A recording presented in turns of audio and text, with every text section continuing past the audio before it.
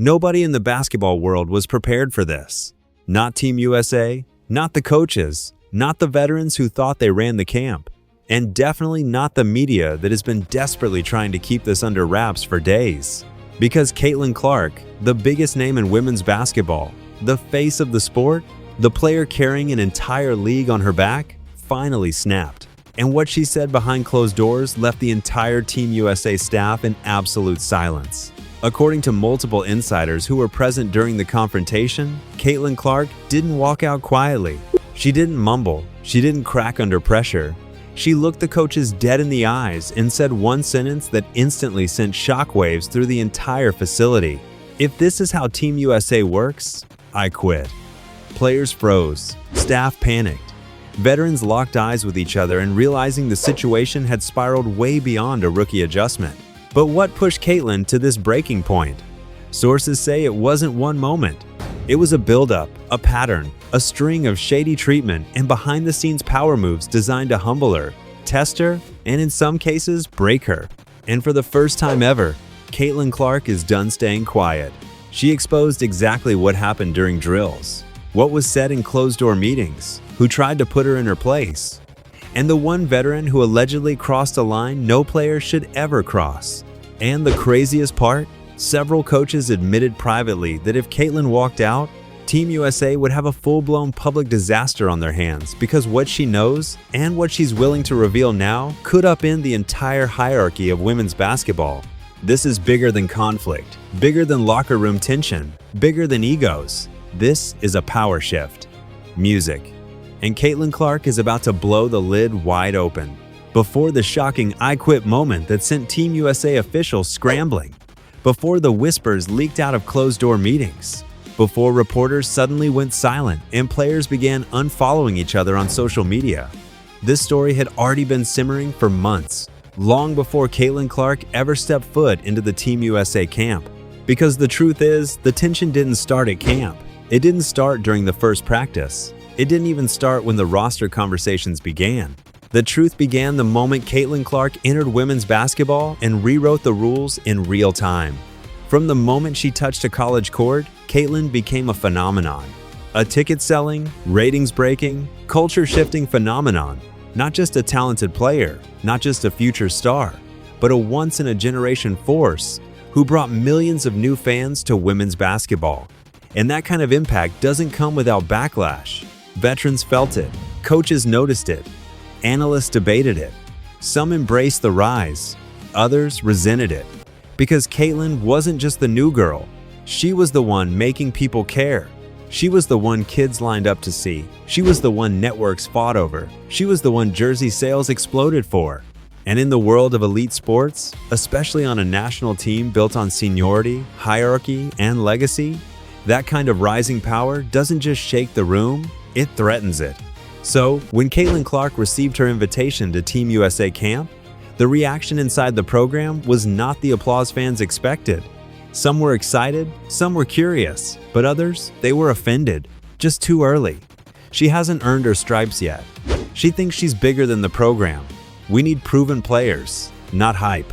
Those were real comments, whispered privately, repeated by insiders, echoed through hallways and training facilities long before Caitlin even arrived. And the veterans who felt the most threatened weren't shy about it. They believed Team USA was their turf, their foundation, their legacy. They didn't want a two-year-old superstar walking in and shifting the spotlight. And Caitlin, she felt the energy the moment she walked through the doors. The looks, the whispers, the cold shoulders, the accidental elbows in practice, the subtle messages disguised as jokes. Insiders say one veteran even muttered, "She needs to be humbled before Paris." Another reportedly said, "Let's see how she handles playing real defense." The tone was set before Caitlin ever touched a ball. But Caitlin Clark wasn't oblivious. She wasn't naive. She wasn't intimidated. She walked into camp with the same quiet confidence she brought to the NCAA. Shoulders back, chin high, eyes locked in. She wasn't there to take over. She wasn't there to disrespect anyone. She was there to learn. But from the first drill, something felt off. Veterans refused to pass to her. Coaches paired her in drills designed to break rhythm. Meetings were held without her on film sessions, highlighted her mistakes while ignoring others. Sources say Caitlin brushed it off at first. She told herself, "They're testing me. They're competitors. It's part of the process." But the tests weren't ending. They were escalating. One insider described it like this: "It wasn't hazing, it was sabotage." And if that wasn't enough, the media attention around Caitlin brought pressure from outside the facility too. Reporters demanded updates on her performance, and networks asked for exclusive content. Fans flooded team pages asking where Caitlin was, who she was practicing with, what her role would be, and the veterans hated it. Some felt overshadowed. Some felt disrespected. Some felt invisible, especially the ones who had been with Team USA for years. This made the atmosphere even colder. But the real breaking point? It came during a scrimmage. A simple drill that spiraled into something so explosive that coaches had to stop the entire session. During a transition drill, Caitlin called for the ball. She was wide open, no defender within 10 feet. A veteran guard looked at her, looked her dead in the eye, and intentionally turned the other direction. Not once, not twice, multiple times. Players noticed, coaches noticed, Caitlin noticed, but she kept her composure. Then came the hit. A body check so aggressive, so unnecessary that staff watching from the sideline gasped. Caitlin hit the floor hard, and instead of helping her up, the veteran who knocked her down walked past her and muttered something under her breath that turned every head in the gym. Sources wouldn't repeat the exact words, but they describe it as personal, ugly, disrespectful. Caitlin got up slowly. Didn't cry. Didn't show emotion. Didn't retaliate. Music. She just stared. Not with anger, but with disappointment. But the veterans weren't done. At the next time out, when someone said loud enough for staff to hear, she better get used to the bench. That was the moment everything shifted. Caitlin finally realized this wasn't competitiveness. This wasn't intensity. This wasn't basketball culture. This was targeted, directed, intentional. And when practice ended, coaches didn't pull the veteran aside. They didn't address the hit. They didn't check on Caitlin. They just dismissed everyone like nothing happened. So, Caitlin walked to the locker room holding back tears. Not from pain, but from disbelief. She later told someone close to her, "I didn't come here to be anybody's enemy. I came here to work." But the final straw didn't come from a player. It came from a coach. During a team meeting, Caitlin asked for clarification on a defensive scheme she hadn't learned yet because they changed it without notifying her group. And the coach snapped back, "If you spent less time worrying about attention and more time studying, you'd already know." The room went silent. Caitlin's face dropped. Players shifted uncomfortably. Even the veterans who didn't like her felt that line cross a boundary. Caitlin took a breath. Another. Then she stood up, and the words that came out of her mouth shook the entire Team USA program. If this is what Team USA is, if this is the environment, if this is how you treat the people who are supposed to represent this country. She pushed her chair in slowly, eyes filled with fire. "Then I quit." Gasps, shouts, chaos. Coaches scrambled, executives panicked. Players looked stunned because Caitlin Clark didn't yell. She didn't lash out. She didn't break down. She walked out with her head held high. And in behind her, a storm was brewing. Because what she exposed next, what she confessed in the hallway to a staffer, is the part that Team USA is desperate to hide. The hallway outside the Team USA conference room was cold, silent, and suffocating. The kind of silence that swallows sound. The kind that happens right after a bomb goes off. But before people realize they're injured, Caitlin Clark wasn't crying. She wasn't shaking. She wasn't scared. She was done. She walked with purpose. Though each step echoing against the tiles as players inside whispered, coaches scrambled, and staff members exchanged wide-eyed glances that screamed. This just became a national problem. A young staffer, someone who had been quietly supporting Caitlin since the start of camp, ran after her. "Caitlin, wait, please, what just happened in there?" Caitlin didn't turn around. Her voice was calm, steady, terrifyingly controlled. "You saw what happened, but you said you quit, and you actually said the words. Do you know what the media will do with that?" Caitlin stopped walking. Slowly, she turned her head, eyes sharp, jaw tight, and whispered, "They can't spin what I'm about to expose."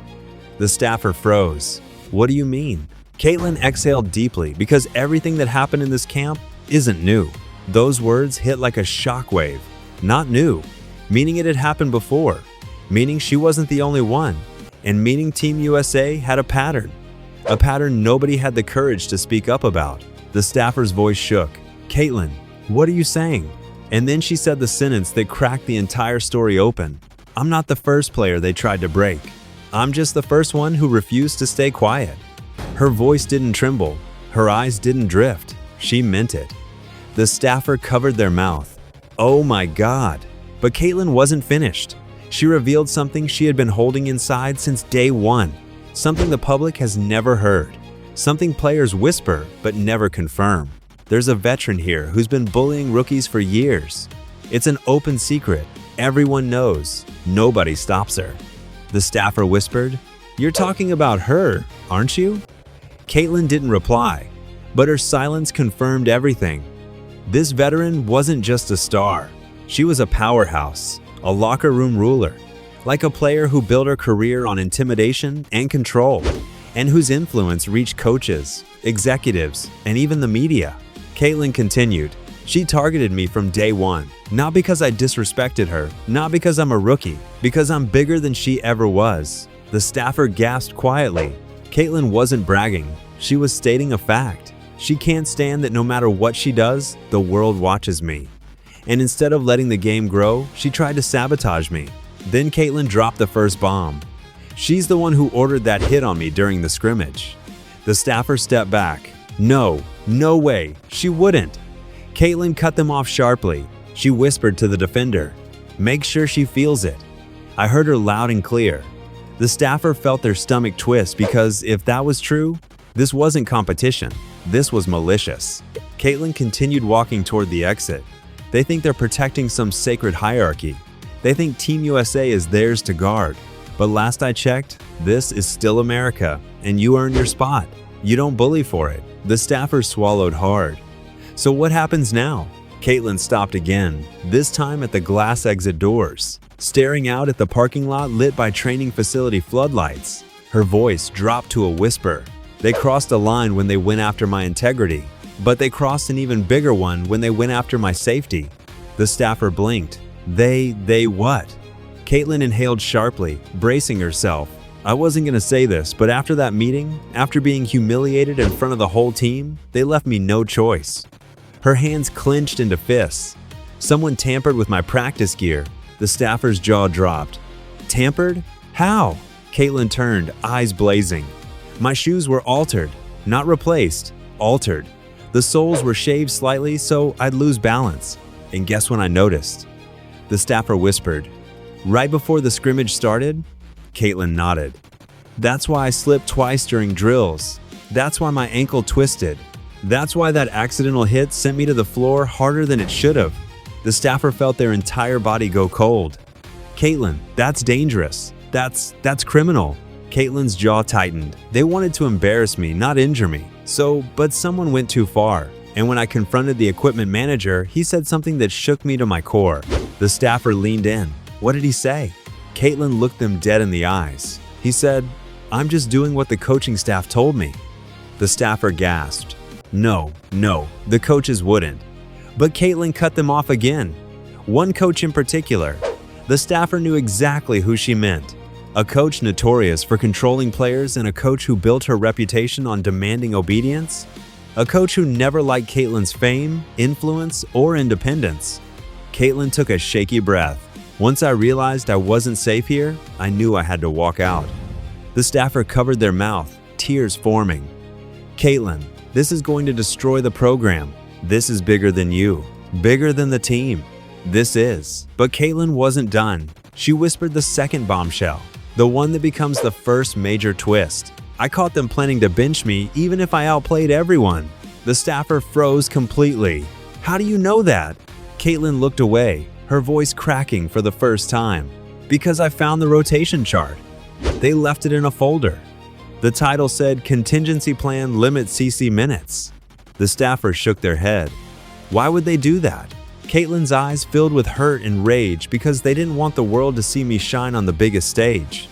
They would rather lose with their favorites than win with me. And that's when the first twist fully hit. Caitlin wasn't leaving because she was emotional. She wasn't leaving because she couldn't handle pressure. She wasn't leaving because veterans were tough on her. She was leaving because Team USA was rigged against her from the start. A scripted hierarchy, a planned narrative, a deliberate sabotage. And when the final punch, Caitlin revealed the moment that truly broke her. I overheard a coach say, "She's not one of us." The staffer felt tears fall. Oh my God. Caitlin looked toward the exit. They don't deserve me. They don't deserve the fans I brought. They don't deserve the attention I created. And they definitely don't deserve my loyalty. The staffer whispered, "So what now?" Caitlin pushed the door open. Now I tell the world exactly what Team USA tried to hide. The door shut behind her. And that was the moment Team USA officials realized they weren't dealing with a rookie. They were dealing with the one player they could never silence. By the time Caitlin Clark stepped into the parking lot, the cold night air felt warmer than anything she had just walked away from inside that building. Her phone started vibrating, text after text, call after call, players, coaches, reporters, agents, but people who hadn't spoken to her in months suddenly wanting to know what happened. Is it true you walked out? Don't post anything yet. Please don't make this worse. Caitlin, answer your phone now. She ignored all of it. She wasn't going back. Not inside, not emotionally, not ever, but inside the facility. Chaos was erupting like wildfire. The moment Caitlin left the room, the veteran players started talking at once. Loud, angry, music, anxious, whispering. She can't just quit. What if the media finds out? This is going to blow up. I told y'all she wasn't ready. What if she exposes us? Someone shut this down now. Meanwhile, the coaches were standing in the front of the room, pale, stiff, terrified, because they weren't just dealing with a frustrated player.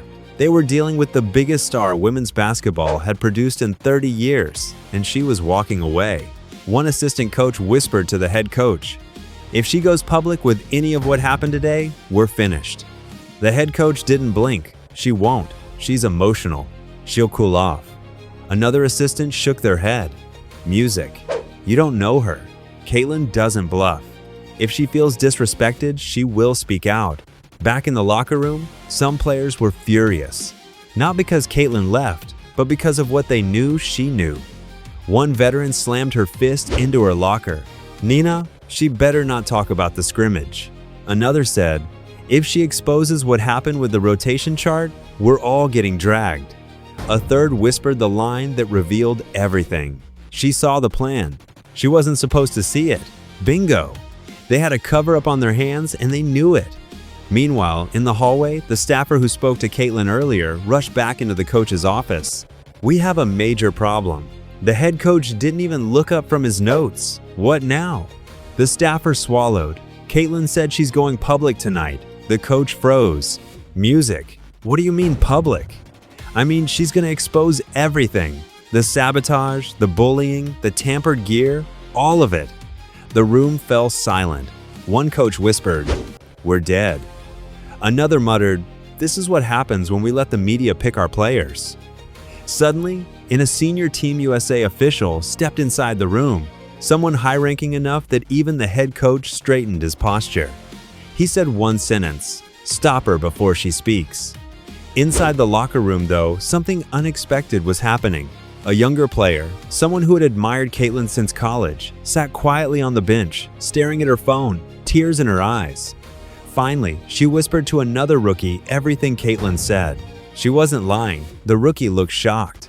"You saw them tamper with her shoes? I saw them whispering over her locker before practice.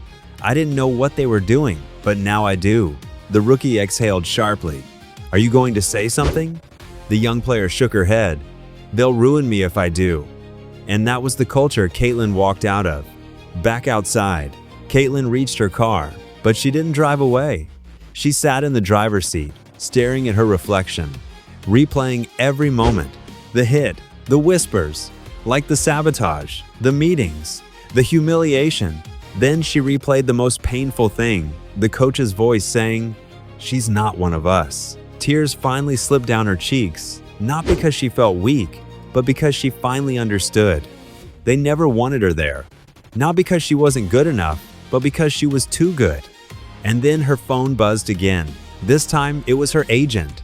"Caitlin, call me now. We have a situation." Caitlin answered. "What?" Her agent exhaled sharply. "Ah, they're already spinning the story. Sources inside Team USA are telling reporters you overreacted and walked out during a normal practice. They're trying to make you look unstable." Music. Caitlin felt her chest tighten. "Of course they are. That's not the worst part," her agent continued. "They're preparing a statement saying you misunderstood instructions and acted emotionally." Caitlin's eyes narrowed. "B. They want to paint me as dramatic. They want to discredit you before you speak." Her agent said classic damage control. Caitlin's anger started rising again. "White hot, electric, blinding. They sabotaged my gear, targeted me in drills, sidelined me in meetings, and told players to freeze me out. And now they get to control the narrative." "Not if you speak first," her agent whispered. Caitlin stared straight ahead. "Then I'm speaking tonight." Back inside the building, like the panic was spreading, a veteran player stormed into the coach's office. "You better fix this. If she talks, we all look like bullies." The head coach rubbed his temples. "We will handle it." "No, you don't get it," the veteran snapped. "She has proof. She saw the rotation chart. She knows we were planning to bench her." Another coach whispered. "She also heard you tell the defender to hit her." The room fell silent. Then the veteran hissed, "If that leaks, my career is done." Meanwhile, in a separate office, the senior Team USA official was on the phone with someone high-ranking in the Basketball Federation. Yes, it's out of control," he said, pacing. "No, she hasn't posted yet, but if she does, the internet will destroy us." A long silence. Then he said the most telling sentence. "If she chooses to go public, we're shifting blame. We protect the program, not the player." Back outside, Caitlin wiped her tears and hit record on her phone. She wasn't scared. She wasn't confused. She was ready. But just before she uploaded her video, a notification popped up. A DM from someone inside Team USA. No name, no profile picture. The message said, "You don't know the real reason they were trying to silence you." Caitlin stared at the message, confused. And another message came instantly. "You think it was jealousy." A third, "You think it was politics." A fourth, "You think it was veterans protecting their spot." Then the bomb. "You're wrong." Caitlin felt her stomach twist. A final message came through. "They weren't sabotaging you because you're Caitlin Clark." She frowned. "Then why?" The reply came. "They were sabotaging you because of WH wants you on the team and what that person is planning to reveal." Caitlin froze. Her heart stopped. What person? What are they planning? Then the last message arrived, the one that changed everything. "You were never the target. You're the blocker. And you just stepped out of the way." Caitlin stared at the screen, horrified. Someone was using her. Someone bigger than Team USA. Someone with power. Someone with influence. And now she had walked out of the only place that could protect her. The parking lot was quiet. Too quiet. The kind of eerie stillness that feels staged. Like the world itself was holding its breath. Caitlin stared at the final message on her screen. "You were never the target. You're the blocker. And you just stepped out of the way." Her heart hammered in her chest. Blocker. Blocker for what? For who? She read the message again and again, music, until the words blurred into a terrifying puzzle piece that refused to fit into the picture she thought she understood.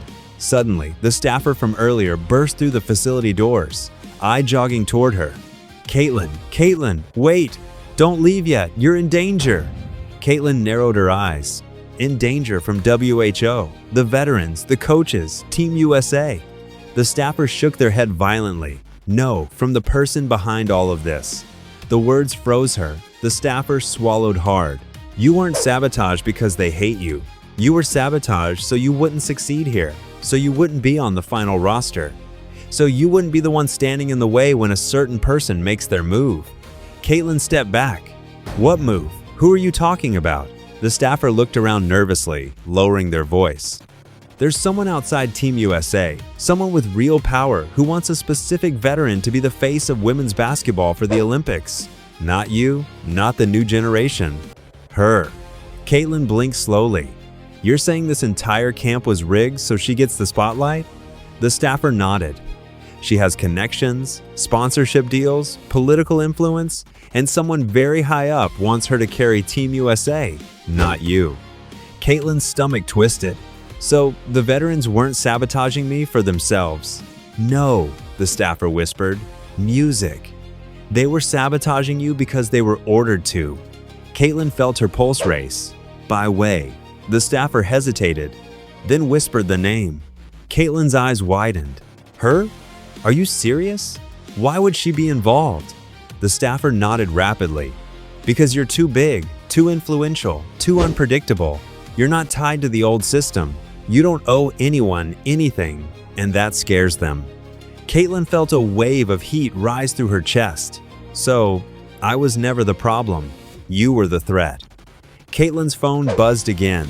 Another DM from the same anonymous account. Her fingers shook as she opened it. As the message said, "You think walking out gives you power? It doesn't. It gives them exactly what they wanted." Her breath hitched. "They wanted me to quit," she whispered. "Yes," the staffer said, "because now the old guard gets the roster spot without having to beat you for it." Music. But the message wasn't done. Another line appeared. "Don't believe me? Check the news." Caitlin switched apps instantly. Her heart dropped. Said a major sports outlet had already posted. Breaking. Team USA expected to replace Caitlin Clark with longtime veteran. Official announcement coming. Caitlin felt like the ground disappeared beneath her. "They already replaced me within minutes." The staffer's voice cracked because they expected you to walk out. This entire day, from the drills to the hit to the meeting, was engineered to push you over the edge. A chilling realization slammed into Caitlin. Yoso. The coach, the rotation chart, the tampered shoes, all of it. The staffer nodded. A coordinated effort. Caitlin stared at the ground. A slow burning anger started rising in her chest like molten steel. "This isn't just sabotage," she whispered. "No, music," the staffer said quietly. "This is a take-on." And then her phone buzzed again. A new message from the same anonymous account. This one contained a video. Caitlin hesitated, then pressed play. On the screen showed a dark boardroom, silhouettes seated around a long table, a projector illuminated with roster notes and sponsorship agreements. A voice unmistakably the influential figure the staffer mentioned said, "We cannot let Caitlin Clark control the narrative. She's too powerful. Limit her minutes. Sabotage if necessary. She must not make the final roster." Caitlin's entire world tilted. Her hands trembled. Her jaw locked, and then the voice delivered the final blow. If she refuses to break, music, then break her reputation instead. The video cut to black. Caitlin felt like someone had punched the air out of her lungs. This wasn't tension. This wasn't jealousy. This wasn't competitiveness. This was an organized campaign to destroy her place on Team USA and control the face of women's basketball. Caitlin whispered, "They were scared of me." The staffers shook their head. No, B didn't. They were scared of what happens when someone like you can't be controlled. Then suddenly, headlights flashed across the parking lot. A black SUV pulled up slowly, tinted windows reflecting the facility lights. Caitlin took a step back. "Is that someone from Team USA?" The staffer's face drained of color. "No, that's one of her people." The back door opened. A tall figure stepped out. A voice called out across the parking lot. "Caitlin, we need to talk." Caitlin froze. Her pulse roared in her ears. The staffer whispered urgently, "Do not go with them." The figure took another step forward. "Caitlin, walking out was a mistake. Let's discuss how to fix this." Caitlin's jaw tightened. "There's nothing to fix." The figure smirked. "Oh, but there is. You think exposing us will save you? It'll only expose you." Caitlin's heart raced. "What are you talking about?" The figure folded their hands behind their back. "You have secrets too, Caitlin. Ones we can release just as easily as you release ours." Her breath caught. "What secrets?" The figure grinned. "Ask your college coach." Caitlin's knees weakened. "College coach? What about her college coach?" But before she could respond, the figure added one last sentence. "You think tonight was about stopping you. It wasn't. It was about preparing the world for what you're really hiding. Caitlin felt her entire world collapse. What am I hiding? The figure opened their car door. Thought you'll find out tomorrow. And just like that, they were gone, leaving Caitlin shaking in the parking lot. Realizing the biggest twist of all, she wasn't just exposing Team USA. Team USA was preparing to expose her. And that right there is where everything stops. Caitlin Clark standing alone in the parking lot, the black SUV disappearing into the dark. The words, "Ask your college coach," echoing in her head. And the horrifying realization that she isn't the only one holding a secret. MAPA Team USA isn't just scared of her talent. They're scared of what she knows. And even more terrified of what she might reveal if they push her too far. But now, Caitlin understands something she never realized before. This wasn't about basketball. This wasn't about minutes. This wasn't about a rotation chart or a veteran ego or a bad practice. This was a power war, a political battle, a marketing battle, a battle for control over the future of women's basketball. Someone out there, someone with influence, reach, and motives deeper than the Olympics, orchestrated everything. The sabotage, the humiliation, the pressure, the hit, the media spin, the setup. And now they're preparing to fight back against Caitlin with secrets from her own past. Secrets tied to her college program. Secrets she herself may not even know. Secrets that were buried until tonight. This isn't the end of the story. This is the beginning of the biggest scandal women's basketball has ever seen. But before the next chapter drops, you need to weigh in right now. Do you think Caitlin is being framed? Do you believe the boardroom video is real?